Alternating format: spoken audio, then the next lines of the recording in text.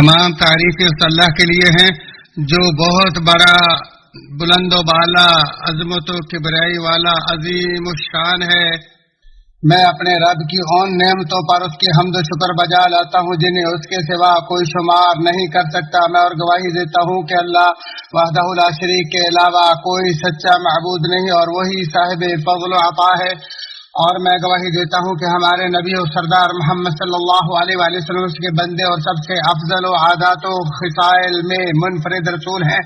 اے اللہ اپنے بندے اور رسول محمد صلی اللہ علیہ وآلہ وسلم، ان کی آل اور نیکیوں کی طرف سبقت لے جانے والے آپ کے صحابہ پر رحمتیں، برکتیں اور سلامتی نازل فرما۔ حمد و صلاح کے بعد اللہ کے پسندیدہ و محبوب کام کرنے اور اس کے ناپسندیدہ و منع کردہ امور سے اجتناب کے ذریعے اس سے ڈرو، کیونکہ اس کا تقوی ہی اس کی اس زندگی کی ہر چیز کی اصلاح اور موت کے بعد اعلیٰ درجات و مراتب کے حصول کا سبب ہے، جیسا کہ ارشاد باری تعالیٰ ہے، اور جو شخص اللہ تعالیٰ سے ڈرے گا اللہ تعالیٰ اس کے ہر کام میں آسانی کر دے گا۔ اور فرمایا یہی ہے وہ جنت جس کا وارث ہم صرف متقین کو بناتے ہیں۔ اے مسلمانوں، پاکیزہ شریعت نے اس دین اسلام کے تحفظ کے لیے اختلاف و فرقہ واریت سے روکا اور اتفاق و اتحاد کا پابند کیا ہے، جس پر اس زندگی کی بقا اور جنت کے حصول کا انحصار ہے، اور اسی سے معاشرہ انتشار، بگاڑ، بغاوت، فساد، خلل اور بد نظمی سے محفوظ رہ سکتا ہے، اور ہر قسم کے تصادم، ٹکراؤ اور باہمی عداوت و نفرت سے بچ سکتا ہے، اور اسی دین سے ہی مفادات و منافع اور عام خاص ہر قسم کے حقوق کی حمایت اور امن و استحکام اور عدل و انصاف کی بقا ہے۔ اور انہی وجوہات کی بنا پر اللہ تعالیٰ نے تمام اختلافات سے منع کرتے اور الفت و محبت کا حکم دیتے ہوئے فرمایا، سب مل کر اللہ کی رسی کو مضبوطی سے تھام لو اور پھوٹ نہ ڈالو، اور اللہ کی اس نعمت کو یاد کرو جب تم ایک دوسرے کے دشمن تھے تو اس نے تمہارے دلوں میں الفت محبت ڈال دی، اور تم اس کی مہربانی سے بھائی بھائی ہو گئے، اور تم آگ کے گڑھے کے کنارے پہنچ چکے تھے تو اس نے تمہیں بچا لیا۔ اللہ تعالیٰ اسی طرح تمہارے لیے اپنی نشانیاں بیان کرتا ہے تاکہ تم ہدایت پاؤ، اور فرمایا نیکی اور پرہیزگاری میں ایک دوسرے کی امداد کرتے رہو اور گناہ اور ظلم و زیادتی میں مدد نہ کرو، اور فرمایا مومن مرد اور عورت آپس میں ایک دوسرے کے مددگار معاون اور دوست ہیں، اور فرمایا یاد رکھو سارے مسلمان بھائی بھائی ہیں، اور فرمایا نماز قائم رکھو اور زکوٰۃ ادا کرتے رہو اور اللہ تعالیٰ کو مضبوط تھام لو، وہی تمہارا ولی اور مالک ہے، بس کیا ہی اچھا مالک اور کتنا ہی بہترین مددگار ہے۔ اور فرمایا جو شخص اللہ تعالیٰ کے دین کو مضبوط تھام لے تو بلا شبہ اسے راست دکھا دی گئی۔ اور موسیٰ اشعری رضی اللہ عنہ نبی مکرم صلی اللہ علیہ وآلہ وسلم سے روایت کرتے ہیں کہ آپ نے فرمایا ایک مومن دوسرے مومن کے لیے ایسی عمارت کی مانند ہوتا ہے جس کا بعض کے لیے مضبوطی کا باعث ہو، اور آپ صلی اللہ علیہ وسلم نے سمجھانے کے لیے اپنی انگلیوں کو ایک دوسرے میں داخل کیا، بخاری و مسلم۔ اور نعمان بن بشیر رضی اللہ عنہ سے مروی ہے کہ نبی اکرم صلی اللہ علیہ وسلم نے فرمایا مومنوں کی باہمی دوستی، اتحاد اور شفقت کی مثال ایک بدن جیسی ہے، کیونکہ بدن میں جب کوئی ایک عضو درد کرتا ہو تو سارا بدن نیند نہ آنے اور بخار میں ایک اس کا شریک ہو جاتا ہے، بخاری و مسلم۔ اور ابو ہریرہ رضی اللہ تعالیٰ عنہ سے مروی ہے کہ رسول اللہ صلی اللہ علیہ وآلہ وسلم نے فرمایا سب اللہ کے بندے اور آپس میں بھائی بھائی بن کر رہو، مسلم شریف۔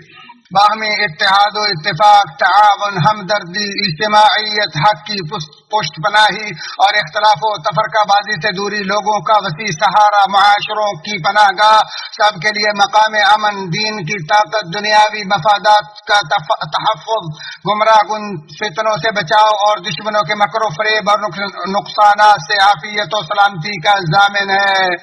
اور اللہ تعالیٰ نے جس طرح معاشرے کے رابطے، مضبوطی اور باہمی مہربانی کا حکم دیا ہے، اسی طرح اس نے اختلافات، بد نظمی، قطع تعلقی، سازشوں، ناچاکی اور برائی کے دروازے کھولنے سے بھی منع کرتے ہوئے فرمایا تم ان لوگوں کی طرح نہ ہو جانا جنہوں نے اپنے پاس روشن دلیلیں آ جانے کے بعد بھی تفرقہ ڈالا اور اختلاف کیا، انہی لوگوں کے لیے بڑا عذاب ہے۔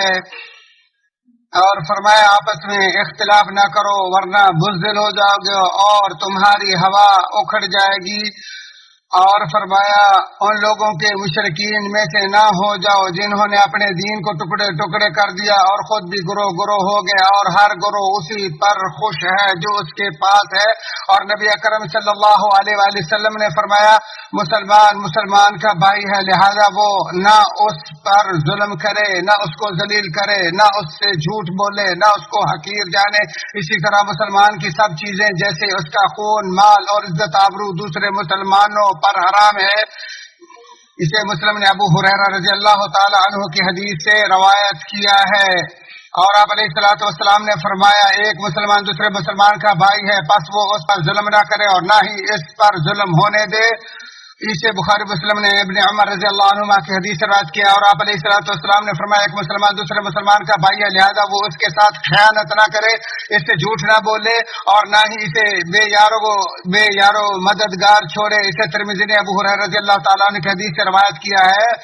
یہ سب رکاوٹ و ممانعت ان حقوق کے ضائع کرنے سے ہے جن کا ضیاع مسلمانوں کی فرقہ وریت کا باعث ہے۔ اور نبی اکرم صلی اللہ علیہ وسلم کی وہ مفید ترین وصیتیں جو باہمی تعاون، ہم آہنگی، اجتماعیت کے احکام اور فرقہ وریت، اختلافات اور ایک دوسرے کو رسوا کرنے سے منع کرنے پر مشتمل ہے، اور جن میں دین و دنیا کی سب بھلائیاں جمع ہیں، ان میں سے آپ کا وہ فرمان بھی ہے جس میں آپ نے اپنے صحابہ کے لیے ارشاد فرمایا میں تمہیں اللہ سے ڈرنے اور امیر کی بات سننے ماننے کی وصیت کرتا ہوں، خواہ وہ کوئی غلام ہی کیوں نہ ہو، اس لیے کہ جو تم میں سے زندہ رہے گا وہ عنقریب بہت سے اختلافات دیکھے گا، تو تم میری اور ہدایت یافتہ خلفائے راشدین کی سنت کو لازم پکڑنا، اس پر ڈٹے رہنا اور دانتوں سے مضبوط پکڑے رکھنا، اور دین میں نکالی گئی نئی نئی باتوں سے بچتے رہنا، اس لیے کہ ہر بدعت گمراہی ہے۔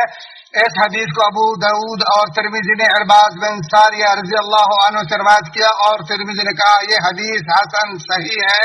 اور مسلمانوں پر اللہ تعالیٰ کی خاص مہربانی ہے کہ اس نے انہیں تمام فتنوں سے عمومی طور پر شدید تنبیہ کرتے ہوئے فرمایا اور تم ایسے وبال سے بچو کہ جو خاص کر صرف انہی لوگوں پر واقع نہ ہوگا جو تم میں سے ان گناہوں کے مرتکب ہوئے ہیں، اور یہ جان رکھو کہ اللہ سخت سزا دینے والا ہے۔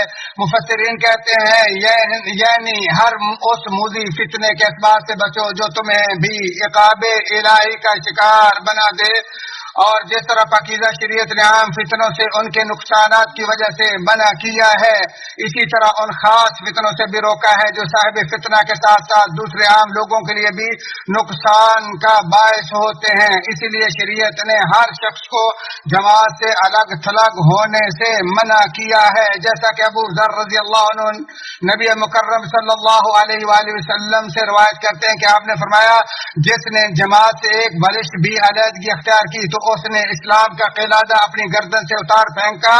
ابو داؤد اور ابن عمر رضی اللہ عنہما نبی اکرم صلی اللہ علیہ وآلہ وسلم سے روایت کرتے ہیں کہ آپ نے فرمایا میری امت گمراہی پر کبھی بھی اکٹھی نہیں ہو سکتی، لہذا جماعت سے جڑے رہنا، کیونکہ جماعت پر اللہ تعالیٰ کا خصوصی دست شفقت ہے۔ طبرانی شریف اور معاویہ رضی اللہ عنہ نبی مکرم صلی اللہ علیہ وآلہ وسلم سے روایت کرتے کہ آپ نے فرمایا جو شخص فوت ہوا اور وہ کسی امیر کی بیعت میں نہیں تھا تو وہ جہالت کی موت مرا۔ اسے طبرانی نے الکبیر میں روایت کیا ہے۔ ابو ذر رضی اللہ عنہ سے مروی ہے کہ انہوں نے عثمان رضی اللہ عنہ کو منا میں 4 رکعت پڑھنے سے منع کر دیا، پھر وہ آپ کھڑے ہوئے اور 4 رکعتیں پڑھی تو انہیں کہا کہ آپ نے جس کام کو امیر المؤمنین کے لیے معیوب کہا پھر اسی کو آپ نے خود کیا ہے، تو انہوں نے کہا اختلاف انتہائی سنگین و برا ہے۔ اسے احمد نے روایت کیا ہے۔ اور جن چیزوں کا شکار ہونے سے اسلام نے متنبع کیا انہی میں سے ایک دنیاوی فطروں میں الجھ کر اخروی اعمال سے لاپرواہی اور ان کو فراموش کرنا ہے، جبکہ آخرت کے لیے عمل کرنا اور دین کی بالادستی مسلمانوں کی حاجت روائی انہیں بھیک کی ذلت سے نکال کر بھلائی کے سب راستوں پر خرچ کرنے کے قابل بنانے کے لیے ہر نافع و مفید عمل کے ذریعے دنیا اور اس کی آبادی کی اصلاح کرنا ہی حقیقی کامیابی و کامرانی ہے۔ جیسا کہ ارشاد باری تعالیٰ ہے، اے لوگو اللہ تعالیٰ کا وعدہ سچا ہے، لہذا دنیاوی زندگی کہیں تمہیں دھوکے میں نہ ڈال دے اور نہ دھوکے باز شیطان تمہیں غفلت میں ڈالے۔ اور فرمایا دنیا کی یہ زندگانی تو محض کھیل تماشا، البتہ آخرت کے گھر کی زندگی ہی حقیقی زندگی ہے، کاش یہ جانتے ہوتے۔ اور فرمایا ہر جان موت کا ذائقہ چکھنے والی ہے اور روز قیامت تمہیں تمہارے پورے بدلے دیے جائیں گے۔ پس جب شخص کو آگ سے بچا کر جنت میں داخل کر دیا گیا، بلا شبہ وہ کامیاب ہو گیا، اور دنیاوی زندگی تو محض دھوکے کا سامان ہے۔ اور حلال و حرام کی پرواہ کیے بغیر اس دنیا کے مال و دولت کے جمع کرنے پر لگ جانا دنیا دار کے لیے وبال جان، معاشرے کے لیے برا اور نقصان دہ ہوتا ہے، اور دوسروں پر ظلم و ستم اور ان کے اموال و حقوق پر زیادتی کے ذریعے جمع کی گئی دولت سے باہمی اختلافات پیدا ہوتے اور تعلقات کمزور پڑ جاتے ہیں۔ دنیاوی مال و دولت کے حصول کے لیے لالچ و عداوت پر مبنی مقابلہ بازی دلوں کے لیے کینے، بغض اور نفرت کا باعث ہوتی ہے۔ جیسا کہ عقبہ بن عامر رضی اللہ عنہ کہتے ہیں، رسول اللہ صلی اللہ علیہ وآلہ وسلم نے شہداء احد کا جنازہ پڑھا اور پھر ممبر پر اس طرح چڑھے جس طرح کوئی زندوں اور مردوں کو رخصت کرتا ہے، اور فرمایا میں اس حوض پر تمہارا پیش رو ہوں گا جس کی چوڑائی اعلیٰ سے جحفہ کے درمیانی فاصلے کے بقدر ہے۔ مجھے اپنے بعد تمہارے مشرک ہو جانے کا ڈر نہیں، لیکن ڈر یہ ہے کہ تم دنیا کے لالچ میں آپس میں لڑنے لگ جاؤ اور پھر پہلے لوگوں کی طرح تباہ ہو جاؤ۔ اسے بخاری اور مسلم نے روایت کیا ہے اور الفاظ مسلم کے ہیں۔ اور ابو سعید خدری رضی اللہ عنہ سے مروی ہے کہ رسول اللہ صلی اللہ علیہ وآلہ وسلم نے فرمایا بلا شبہ دنیا سرسبز و شاداب ہے اور اللہ تعالیٰ تم کو اس میں حاکم بنانے والا ہے، پھر دیکھے گا تم کیسے عمل کرتے ہو، لہذا تم دنیا اور عورتوں کے فتنے سے بچے رہنا۔ اس حدیث کو مسلم شریف نے روایت کیا ہے۔ اور اس دنیا نے اپنی لذت، خوبصورتی اور شہوات کے ذریعے بہت سے لوگوں کو دین الہی سے ہٹا دیا ہے، جیسا کہ ارشاد باری تعالیٰ ہے، اور کافروں کے لیے تو سخت عذاب کی خرابی ہے جو آخرت کے مقابلے میں دنیاوی زندگی کو پسند رکھتے ہیں اور اللہ تعالیٰ کی راہ سے روکتے ہیں اور اس میں ٹیڑھا پن پیدا کرنا چاہتے ہیں، یہی لوگ پرلے درجے کی گمراہی میں ہیں۔ اور اس امت کا سب سے پہلا اختلاف بھی خلیفہ راشد عثمان رضی اللہ عنہ کے خلاف منافقین کا خروج اور بغاوت ہی ہے، اور اس پر آمادہ کرنے اور ابھارنے والی ایک چیز تو دنیا کی محبت ہی ہے، جیسا کہ یہ حقیقت دلائل سے ثابت اور تاریخ میں درج ہے، اور دوسری وجہ دنیاوی مناصب کے حصول کا لالچ ہے۔ یہ ایک الگ بات ہے کہ انہیں پریشانی، ذلت، محرومی اور بغض کے سوا کچھ حاصل نہ ہوا اور وہ ایک ایک کر کے سب گندی حالت پر تباہ و برباد ہو گئے، العیاذ باللہ۔ ارشاد باری تعالیٰ ان کی چاہتوں اور ان کے درمیان پردہ حائل کر دیا جائے گا، جیسے کہ اس سے پہلے بھی ان جیسوں کے ساتھ کیا گیا۔ نبوی زمانے سے دور آج کے دور میں دنیا بہت سے لوگوں کے لیے فتنہ بن چکی ہے، کیونکہ اسی کے حصول کے لیے سب جھگڑے اور اسی کے فوائد کی خاطر بھائی چارے اور تعلقات قائم ہو رہے ہیں، اور اسی کے مفادات کے لیے اتفاق اور اسی کی وجہ سے جوڑ توڑ، قطع تعلقیاں اور سب دشمنیاں پیدا ہو رہی ہیں، اور یہی لوگوں کے معیار و حیثیت کا پیمانہ اور خواہشات کے اختلافات کا سبب ہے، اور محض اللہ تعالیٰ کے لیے الفت و محبت میں بہت کمی آ چکی ہے۔ جیسا کہ ابن عباس رضی اللہ عنہما فرماتے ہیں، آج کل لوگوں کا عام بھائی چارہ صرف دنیاوی بیس پر ہی رہ گیا ہے، لہذا ایسی محبت کرنے والوں کے لیے کوئی اجر و ثواب نہیں۔ اسے ابن جریر نے روایت کیا ہے۔ چنانچہ دنیاوی فتنوں کے شر سے بچاؤ کے لیے ضروری ہے کہ مسلمان اس دنیا کو اسی حیثیت سے دیکھے جو اس کی ویلیو رب کے نزدیک ہے، کیونکہ وہ اسے خوب جانتا ہے، پھر اسی قدر سے دیکھے جو اس کے رسول علیہ السلام کے نزدیک ہے۔ جیسا کہ سہل بن سعد رضی اللہ عنہ نبی اکرم صلی اللہ علیہ وآلہ وسلم سے بات کرتے کہ آپ نے فرمایا اللہ تعالیٰ کے نزدیک دنیا کی وقعت اگر ایک مچھر کے پر کے برابر بھی ہوتی تو وہ کسی کافر کو اس میں سے ایک گھونٹ پانی بھی نہ پلاتا. اسے ترمذی نے روایت کیا اور صحیح قرار دیا. اسی طرح مہاجرین میں سے اصحاب صفہ کی حالت زار اور ان کے زہد کو ذہن نشین رکھو. جیسا کہ ابی ہریرہ رضی اللہ تعالیٰ عنہ فرماتے ہیں میں نے 70 اصحاب صفہ کو دیکھا کہ ان میں سے کوئی ایسا نہ تھا جس کے پاس چادر ہو فقط تہبند ہوتا یا رات کو اوڑھنے کا کپڑا جنہیں یہ لوگ اپنی گردنوں سے باندھ لیتے. یہ کپڑے کسی کی آدھی پنڈلی تک آتے اور کسی کے ٹخنوں تک, اور یہ حضرات شرمگاہ برہنہ ہونے کے خوف سے ان کپڑوں کو اپنے ہاتھوں سے سمیٹ لیتے تھے. بخاری شریف. اور ابو سعید رضی اللہ تعالیٰ عنہ سے مروی ہے, وہ کہتے ہیں میں غریب و خستہ حال مہاجرین کی جماعت میں جا بیٹھا. ان میں بعض کی آڑ میں برہنگی کے سبب چھپتا تھا. اتنے میں رسول اللہ صلی اللہ علیہ وسلم تشریف لائے اور ہمارے درمیان آ کر کھڑے ہو گئے. پھر آپ صلی اللہ علیہ وسلم نے فرمایا, اے فقراء مہاجرین کی جماعت, تمہارے لیے قیامت کے دن نور کامل کی بشارت ہے.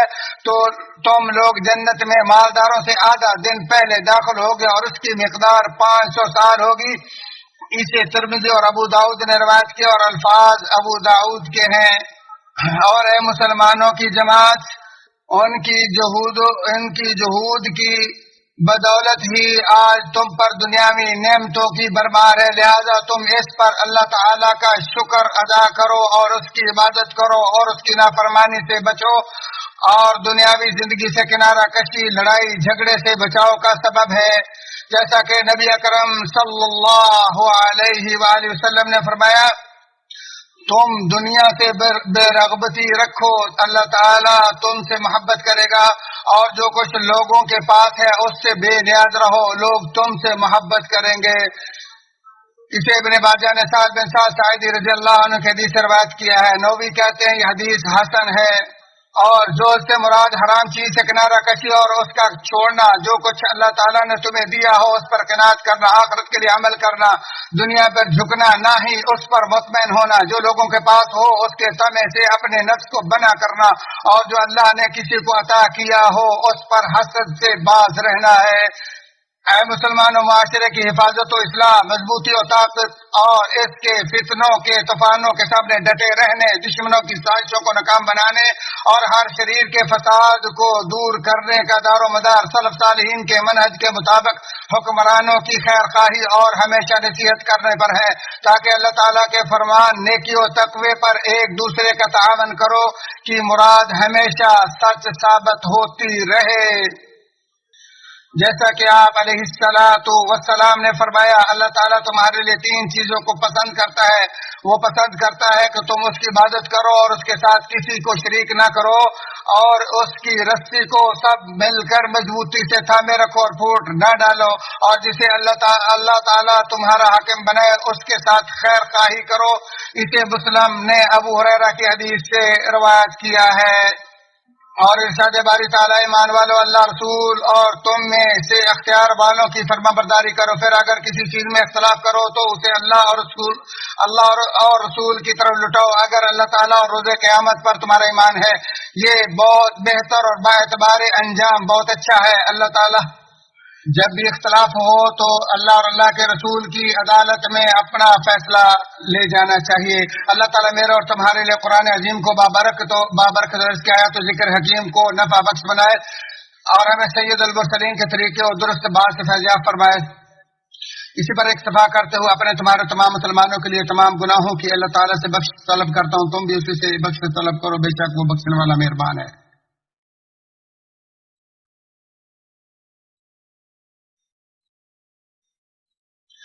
زبردست, غالب, با کمال حکمت والے, انتہائی بردبار و مہربان اللہ کے لیے تمام تعریفیں. میں اپنے رب کی اور نعمتوں پر اس کی حمد و شکر بجا لاتا ہوں جنہیں اس کے سوا کوئی شمار نہیں کر سکتا, اور میں گواہی دیتا ہوں کہ اللہ وحدہ لا شریک کے علاوہ کوئی سچا معبود نہیں, اور وہی علی العظیم ہے. اور میں گواہی دیتا ہوں کہ ہمارے نبی سردار محمد صلی اللہ علیہ وسلم اس کے بندے اور وہ رسول ہیں جن کے ذریعے اللہ تعالیٰ نے راہ راست کو روشن کیا. اے اللہ اپنے نبی اور رسول محمد صلی اللہ علیہ وسلم, ان کے آل اور ان صحابہ پر رحمتیں, برکتیں اور سلام کی نازل فرما جو آپ کے راہ راست کے پیروکار ہیں. حمد و ثنا کے بعد جلوت و خلوت میں اللہ تعالیٰ سے ڈرو, کیونکہ اللہ تعالیٰ کا ڈر اور تقوی ہی موجودہ نعمتوں کی حفاظت اور آئندہ و غائب کی ضمانت ہے. جیسا کہ ارشاد باری تعالیٰ ایمان والو اللہ تعالیٰ سے ڈرو اور سیدھی سیدھی سچی باتیں کیا کرو تاکہ اللہ تعالیٰ تمہارے کام سنوار دے اور تمہارے گناہ معاف فرما دے، اور جو بھی اللہ تعالیٰ اور اس کے رسول کی تابع داری کرے گا اس نے بڑی مراد پا لیا۔ مسلمانوں، اسلام نے جن چیزوں سے احتیاط کرنے کا کہا ہے انہیں میں سے زبان کی غلطیاں اور تباہ کاریاں بھی ہیں، اور یقیناً وہ بھی بول اور تحریر ہی ہے جس سے اتحاد پارا پارا ہوئے شیرازے بکھرے، دشمنیاں بڑی، خواہشات زیادہ ہو کر راہ راست سے بھٹک گئی اور اختلافات بڑھ گئے۔ جیسا کہ آپ علیہ الصلوۃ والسلام نے فرمایا، جو شخص اللہ اور روز قیامت پر ایمان رکھتا ہو اس پر لازم ہے کہ اچھی بات کہے یا چپ رہے۔ اسے شیخان ابو ہریرہ رضی اللہ تعالیٰ عنہ کے حدیث سے بیان کیا، اور نبی اکرم صلی اللہ علیہ وسلم نے جب بھی فتنوں سے آگاہ کیا تو آپ نے اکثر بار فرمایا کہ بلا شبہ جھوٹی اور باطل بات ہی ہلاکت و بربادی کا باعث ہے۔ سو آپ نے فرمایا ان فتنوں کے بارے میں زبان چلانا تلوار کے وار سے بھی زیادہ سنگین ہے، اور فرمایا ان فتنوں کے بارے میں زبان چلانا ایسے ہوگا جیسے تلوار چلانا ہے۔ اسے ابو داؤد نے ابو ہریرہ کے حدیث سے روایت کیا ہے، لہذا اللہ کے بندو، امت پر رحم، دین کی حفاظت، فتنے کو بجھانے، عبادات کی بجا آوری اور محرمات سے اجتناب کے ساتھ مولا کے تقرب کے ذریعے امن و استحکام اور خوشحالی کی نعمت کو ہمیشہ برقرار رکھو۔ جیسا کہ ارشاد باری تعالیٰ، پس انہیں چاہیے کہ اسی گھر کے رب کی عبادت کرتے رہے جس نے انہیں بھوک میں کھانا دیا اور ڈر اور خوف میں امن و امان دیا۔ اے مسلمان، بے شک اللہ اور اس کے رسول نبی علیہ الصلوۃ والسلام پر درود بھیجتے ہیں۔ اے ایمان والو، تم بھی آپ پر درود و سلام بھیجو۔ اللہ کے رسول صلی اللہ علیہ وسلم نے فرمایا، جس نے مجھ پر ایک بار درود بھیجا اللہ تعالیٰ اس پر اس کے عوض 10 رحمتیں نازل فرمائے گا۔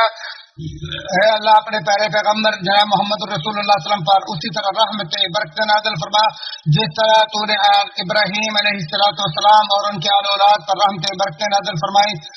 یا اللہ تمام صحابہ سے راضی ہو جا، اور بالخصوص خلفائے راشدین ہدایت یافتہ ابو بکر، عمر، عثمان اور علی سے راضی ہو جا، اور اسی طرح باقی صحابہ سے بھی راضی ہو جا۔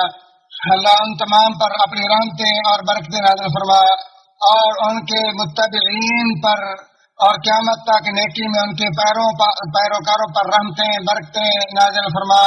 یا اللہ صحابہ اور تابعین سے راضی ہو جا، یا اللہ ان کے ساتھ ساتھ اپنے فضل و احسان سے ہم سے بھی راضی ہو جا۔ اے ارحم الراحمین، اے اللہ اسلام اور اہل اسلام کو عزت عطا فرما، قیامت تک ان کو غلبہ عطا فرما۔ اے ارحم الراحمین، اپنی رحمت کے فضل بدلے عوض طفیل اسلام کے دشمنوں کے پراپوگنڈوں کو، سازشوں کو ناکام بنا۔ یا اللہ ان کے سازشوں اور پراپوگنڈوں کو اسلام کے خلاف جو کر رہے ہیں ان کو باطل کر، ان کو تباہ برباد کر، جو اسلام کے خلاف سازشیں کرتے ہیں۔ بے شک یا اے اللہ آپ ہر چیز پر قادر ہیں۔ یا اللہ بدعت کو ذلیل و رسوا کر دے جو تیرے دین کے مخالف ہے، اور جو شریعت تو نے نازل کی، جو اپنے پیغمبر پر نازل فرمائی، جس کو اپنے مخلوق کے لیے تو نے پسند کیا، وہ بدعت اس کے برخلاف ہے۔ یا اللہ جو بدعات دین کے خلاف ہے اس کو ذلیل و رسوا ہمیشہ کے لیے۔ یا اللہ ہمیں اپنے نبی محمد صلی اللہ علیہ وسلم کی سنت پر گامزن رہنے والا بنا دے۔ یا اللہ اپنی ملاقات تک اپنے نبی پر ہمیشگی کرنے والا اور اس کی اتباع کرنے والا ہمیں بنا دے۔ یا اللہ ہمیں اپنی نافرمانی سے محفوظ فرما، اپنی اطاعت کی توفیق عطا فرما۔ یا اللہ تمام مسلمانوں کی پریشانیاں دور فرما۔ یا اللہ مسلمانوں کی پریشانیاں ختم فرما۔ یا اللہ مقروضوں کے قرض ادا فرما، سب مسلمانوں کے قرض دور فرما۔ یا اللہ ہمارے اور سب مسلمانوں کے بیماروں کو شفا عطا فرما۔ اے ارحم الراحمین، یا اللہ اپنے دین کتاب کی مدد فرما، اپنے نبی کی مدد نصرت فرما۔ یا قوی یا متین، آپ ہر چیز پر قادر ہے۔ یا اللہ ہمارے فوت شدگان کی اور تمام مسلمانوں کے فوت شدگان کی بخشش فرما اپنی رحمت کے ساتھ، یا ارحم الراحمین۔ یا اللہ ہمیں اور ہماری اولاد کو ابلیس اور اس کی اولاد کے شر فتنے سے محفوظ فرما۔ اللہ تو ہر چیز پر قادر ہے۔ یا اللہ ہمیں اپنے نفسوں کے شروں سے محفوظ فرما۔ یا اللہ ہم پر رحمت کی بارش نازل فرما۔ یا اللہ ہم پر رحمت کی بارش نازل فرما۔ یا اللہ ہم آپ کی مخلوق ہیں، یا اللہ تیری رحمت سے ہم بے نیاز نہیں ہیں، ہم محتاج ہیں، ہمیں رحمت کی بارش عطا فرما۔ یا اللہ خادم الحرمین الشریفین کو اپنی پسندیدہ اور محبت کے کاموں کی توفیق عطا فرما، ان کے کام اپنی رضا میں ان کو توفیق دے آپ کی رضا کے کام کرنے کی۔ اے اللہ اس کے ولی عہد کو بھی اپنی پسندیدہ کام کرنے کی توفیق عطا فرما، اور ان کاموں کی توفیق عطا فرما جو اسلام اور اہل اسلام کی بھلائی کے لیے ہوں۔ یا اللہ ہمارے ملک کی حفاظت فرما ہر شریر کے شر سے، یا اللہ سعودی عرب کو ہر شر اور مکروہ سے یا رب العالمین حفاظت فرما۔ یا اللہ شریروں کے شر سے ہمارے ملک کی حفاظت فرما، کافروں کے مکر و فریب سے محفوظ فرما۔